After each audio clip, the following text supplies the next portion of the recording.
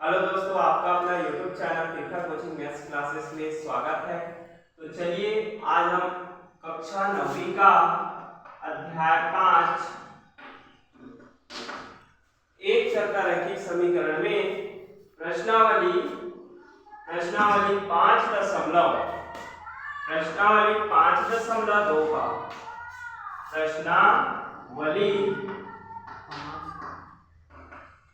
5.2 का पहला प्रश्न हल करके बताएंगे। तो प्रश्न है, एक त्रिभुज का क्षेत्रफल 36 वर्ग मीटर है, उसके एक आधार की माप 12 मीटर है, तब उसकी ऊंचाई ज्ञात कीजिए। हल करेंगे, दिया गया है तो लिखेंगे त्रिभुज का क्षेत्रफल है, प्रश्नानुसार लिख सकते हैं त्रिभुज का, लिखते चलिए आप लोग भी, त्रिभुज का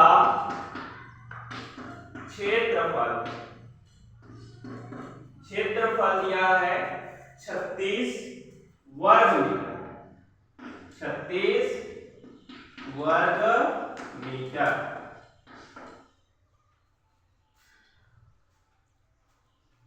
तथा उसके एक आधार की माप, अर्थात त्रिभुज के आधार की माप लिख सकते हैं यहां पर, तथा त्रिभुज के आधार की माप, त्रिभुज के आधार की माप, त्रिभुज की आधार बराबर 12 मीटर, यहां लिख सकते हैं 12 मीटर,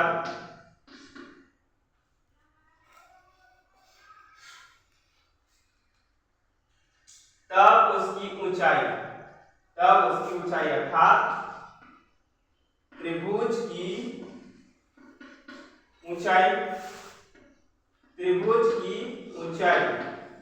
और ऊंचाई को दर्शाया जाता है h से, और इसे हमें करना है ज्ञात। ठीक है, ज्ञात करना है ऐसे।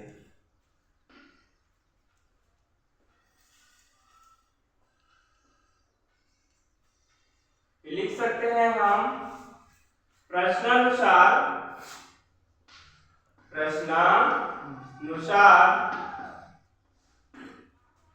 कहता है कि उसकी ऊंचाई ज्ञात करने के लिए, लेकिन हम लिखेंगे प्रश्नानुसार त्रिभुज का क्षेत्रफल, प्रश्नानुसार लिख सकते हैं त्रिभुज का क्षेत्रफल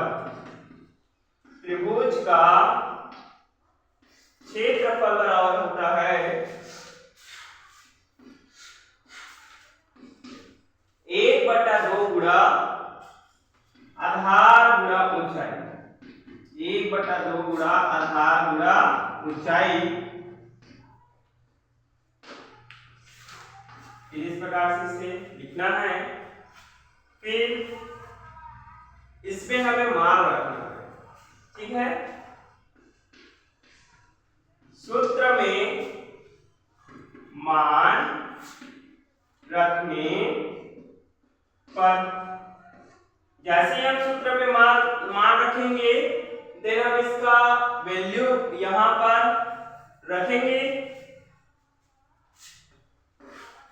तो प्रश्नानुसार कहता है कि त्रिभुज का क्षेत्रफल 36 वर्ग मीटर है, यहां हम लिख सकते हैं 36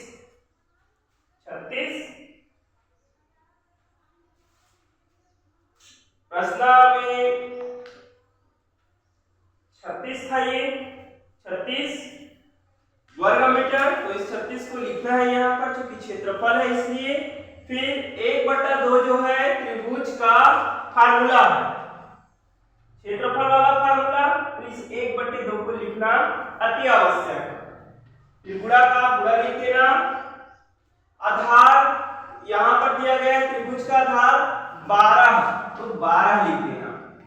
फिर गुणा है तो गुणा लगाना, ऊंचाई तो यहां पर दिया नहीं है, क्योंकि इसी में हमें, इस त्रिभुज में हमें find out the height of triangle ज्ञात करेंगे, तो यहां पर h लिख दीजिएगा। यहाँ तक आप लोगों का समझ में आ गया होगा, तो फिर आगे बताएंगे। तो अब हमारे पास एक कंडीशन आ गया कि मान ज्ञात करना है इसका, तो इसमें हम लिखेंगे पक्षांतर करने पर। पक्षांतर करने पर, पक्षांतर का नियम कहता है कि पक्षांतर में सिर्फ चिन्ह बदलता है, संख्या कभी नहीं बदलता। याद रखिएगा, पक्षांतर में सिर्फ चिन्ह बदलते हैं, संख्या कभी नहीं बदलता। अगर संख्या प्लस में है, पक्षांतर करते समय माइनस हो जाएगा। अगर माइनस में है तो वो प्लस होगा, गुणा में है तो वो भाग होगा, और भाग में है तो वो गुणा में कन्वर्ट हो जाएगा। ये हमारा पक्षांतर का नियम है, ठीक है। तब ये जो 36 है ना, 36 लिख दो, ये भाग में 1/2 गुणा में कन्वर्ट हो जाएगा, तो ये 2 इधर आ जाएगा। फिर हमारे पास बच जाएगा 1, गुणा का गुणा रहेगा ये, ब्रैकेट में 12 गुणा 1 आएगा। देन इसे हम लिख सकते हैं 36 गुणा 2 का 2 ही लिख दो फिलहाल। इसका एक के साथ गुणा करेंगे तो ये 12 गुणा 1 आएगा। फिर ब्रैकेट हटा दो, चाहो तो आप इसे 72 लिख दो या 36 दूनी 72। फिर ये ब्रैकेट हटाने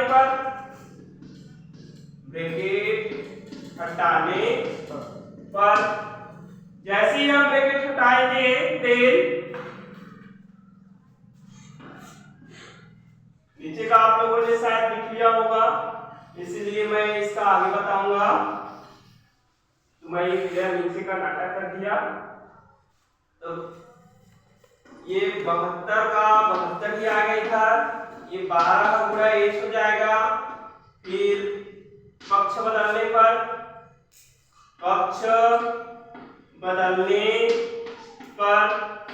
पक्ष बदलते हैं तो सिर्फ साइड में चेंजेस करते हैं। ये 12 गुणा 1 को इधर ले आएंगे, जो राइट में था उसको लेफ्ट में, लेफ्ट को राइट में। 12 गुणा 1, ये 72 का 72 लिख दो, ठीक है। फिर यहाँ पर हम पक्षांतर करेंगे, तो पक्षांतर करने पर जैसे ही हम पक्षांतर करेंगे देन तब यहाँ पर हम h का मान निकालेंगे और गुणा जो है भाग में बदल जाएगा, तो इसीलिए ये 72 का 72, ये 12 आ जाएगा। यहाँ पर गुणा भाग में बदल जाएगा ना, ये भाग में बदल गया, ये गुणा जो है इस भाग में बदल गया, और ये 12 का 12 और 1 बराबर कटा देंगे। 72 और 12 एक दूसरे के पाड़े में आते हैं, तो 12 1 12, 12 6 के 72, और h बराबर हो जाएगा यहाँ पर 6, और 6 ये आ जाएगा मीटर, 6 मीटर। और लास्ट में हम लिख सकते हैं अतः त्रिभुज की ऊंचाई, अतः त्रिभुज की ऊंचाई, अतः त्रिभुज की ऊंचाई h बराबर 6 मीटर होगा, 6 मीटर होगा। और ये हमारा आंसर है। अगर वीडियो आपको अच्छा लगा होगा तो बिल्कुल सब्सक्राइब करें और बच्चों को जरूर बताएं। Thank you.